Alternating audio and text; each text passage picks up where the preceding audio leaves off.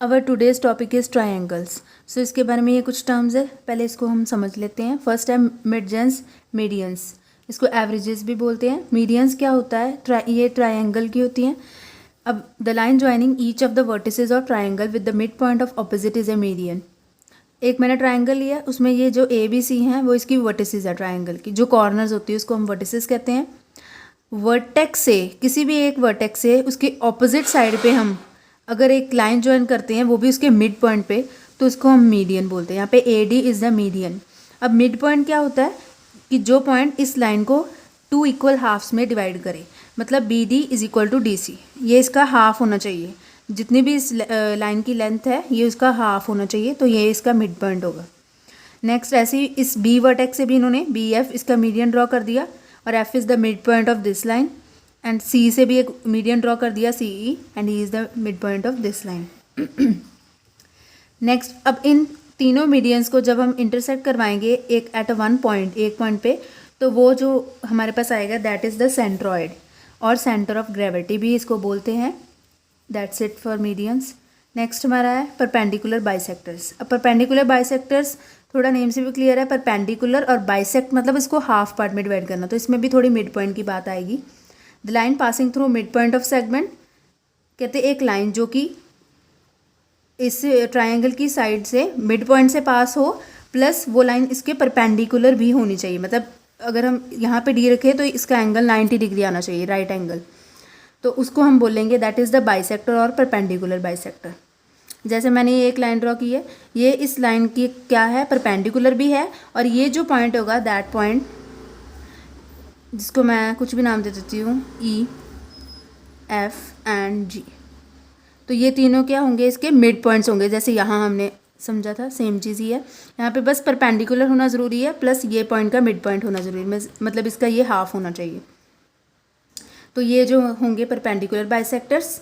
उसके बाद अब सेम ऐसे ही हर किसी साइड के हम परपेंडिकुलर बाइसेक्टर्स ड्रॉ करेंगे। जब उनको एक पॉइंट पे हम इंटरसेक्ट करवाएंगे तो उस पॉइंट को सर्कम सेंटर ऑफ ट्रायंगल बोलते हैं। यहाँ पे हम इसको सेंटर ऑफ ग्रेविटी और सेंट्रॉयड बोलते थे। परपेंडिकुलर बाइसेक्टर्स के केस में इसको सर्कम सेंटर ऑफ ट्रायंगल कहते हैं। अब सर्कम सेंटर वर्ड आया सर्कल से, क्योंकि एक्चुअल में क्या है, ये जो परपेंडिकुलर बाइसेक्टर्स है इस ट्रायंगल के बाहर एक सर्कल है, उस सर्कल का भी ये सेंटर होता है। ये इस ट्रायंगल का भी हमारे पास सेंटर आया और इस सर्कल का भी सेंटर है। सो इसलिए इसको सर्कम सेंटर भी बोलते हैं, क्योंकि सेम पॉइंट पे ही दोनों के सेंटर्स लाए कर रहे हैं। नेक्स्ट है एल्टीट्यूड्स। एल्टीट्यूड्स अब क्या है, the line joining the vertex of any side. कोई भी लाइन जो वर्टेक्स से होती है और कहाँ पर जा रही है, ऑपोजिट साइड पे, और वो भी परपेंडिकुलर होनी चाहिए। अब ये थोड़ा जो है ये थोड़ा सेम है इसके जैसा। इसमें क्या फ़र्क है कि यहाँ पे ये जो डी है इसका मिड पॉइंट होना ज़रूरी नहीं है। डी मे और मे नॉट भी मिड पॉइंट, मिड पॉइंट ये हो भी सकता है और नहीं भी हो सकता। यहाँ पे मेन है कि वर्टेक्स से टच होके ये परपेंडिकुलर होनी चाहिए लाइन, इस लाइन पे। बाकी इसका सेम होना ज़रूरी नहीं, इक्वल होना ज़रूरी नहीं है, जस्ट ये इसका परपेंडिकुलर होना चाहिए। अब इसको मैंने एल्टीट्यूड को 3 ट्राइंगल्स पे ड्रॉ किया, एक एक्यूट ट्राइंगल के लिए, नेक्स्ट आगे मैंने इसको ऑब्ट्यूज के लिए भी ड्रॉ किया और राइट एंगल के लिए भी ड्रॉ किया। ये क्यों, क्योंकि इसमें थोड़ा डिफरेंस है। अब इसमें जो हमारे पास जब एल्टीट्यूड्स को हम मैच करते हैं, जो ये एक पॉइंट पे इंटरसेक्ट करते हैं, उसको हम ऑर्थो सेंटर बोलते हैं। जैसे इसमें सेंट्रॉयड बोल रहे थे, इसमें सर्कम सेंटर, इसमें ऑर्थो सेंटर बोलते हैं। ये जो ऑर्थो सेंटर है ना, ये हर ट्राइंगल के लिए डिफरेंट होता है। कभी ये ट्राइंगल के इनसाइड आता है, कभी आउटसाइड आता है, तो इसलिए मैंने ये तीनों ट्राइंगल्स के केस के लिए ड्रॉ किया है। जैसे एक्यूट ट्राइंगल के केस में ऑर्थो सेंटर जो है वो इनसाइड द ट्राइंगल है। नेक्स्ट मैंने ये बनाया था राइट ट्राइंगल के लिए। इसमें हमारा जो है जो ऑर्थो सेंटर है वो आउटसाइड द ट्राइंगल आता है, बिकॉज इस लाइन का परपेंडिकुलर बाइसेक्टर बन जाएगा, बट इस लाइन का परपेंडिकुलर बाइसेक्टर जो है वो हमें इस लाइन को आगे इंक्रीज करके बनाना पड़ेगा। ये इस लाइन पे इसका परपेंडिकुलर बाइसेक्टर नहीं बन सकता। ऐसे ए का जो इधर परपेंडिकुलर बाइसेक्टर है बी सी पे, वो भी नहीं ड्रॉ हो सकता, तो उसको भी हमें इंक्रीज करके बनाना पड़ेगा। तो ये तीनों के परपेंडिकुलर बाइसेक्टर आपस में मैच नहीं ना कर रहे, ये मैच कर रहे हैं सिर्फ इस पॉइंट पे।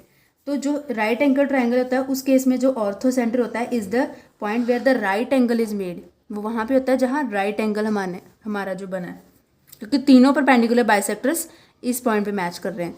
तो जहाँ पे हमारा मेन राइट एंगल होता है वो हमारा ऑर्थो सेंटर वहाँ लाई करता है in case of right angled triangle. Next है ऑब्ट्यूज ट्राइंगल। ऑब्ट्यूज में ortho centre outside the triangle है, एक्यूट में इनसाइड द ट्राइंगल, राइट में राइट एंगल जहाँ होता है वहाँ पे, और आउटसाइड ऑब्ट्यूज में आउटसाइड द ट्राइंगल। ये मैंने इनके भी परपेंडिकुलर बाइसेक्टर्स जैसे ड्रॉ किए। एक ऑब्ट्यूज ट्राइंगल है ABC। अब B के लिए परपेंडिकुलर बाइसेक्टर तो ऑपोजिट साइड पे ऐसे ही बनेगा।